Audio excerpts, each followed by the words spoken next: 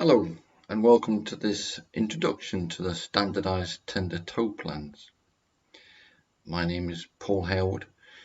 I'm a professional mariner and I've also been involved with the insurance industry for the past 20 years conducting risk management surveys on board yachts, which has allowed me to see many tender tow plans in various forms throughout that time.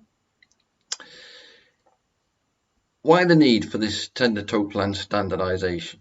Well, that's pretty straightforward really. If we look at the increased number of tenders, increased expense of tenders, the more frequent use of chase boats, the more frequent use of towing tenders, all this has come out in the last sort of 6 to 10 years, and as a result of that, naturally there has been more incidents and therefore there have been more insurance claims relating to tenders and tender towing.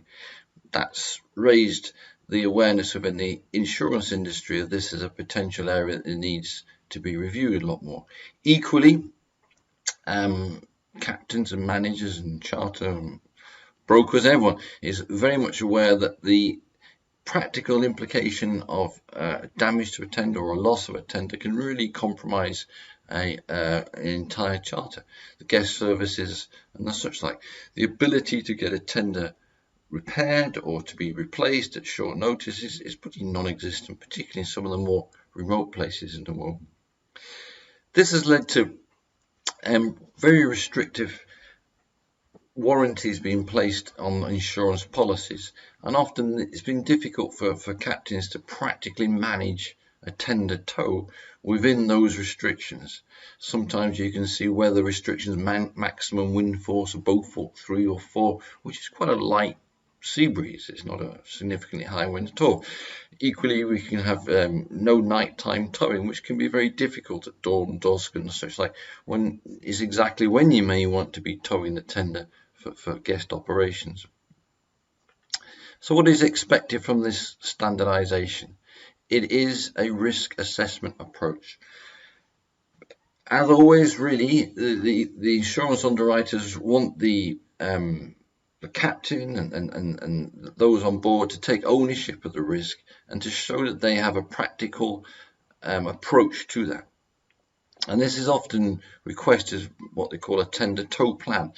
But the problem with just this open term tender tow plan is until recently there's been no standardization of what we mean by a tender tow plan. Some can be a series of photographs, some are Excel spreadsheets, some can be great long chapter and verse. It all depends on the interpretation of the individuals, and that might not match the interpretation of what the insurance and the insurance underwriters expected.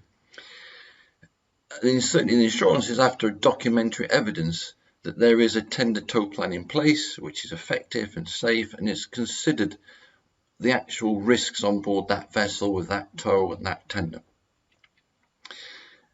How do we actually achieve that standardization? 2 documents we've produced in consultation with the insurance industry and captains and the such like within the industry. The first one is the guidelines to developing a tender tow plan, and this is exactly what we said before. It's a risk assessment approach, should be very familiar to all the practical seafarers. It's simple, straightforward.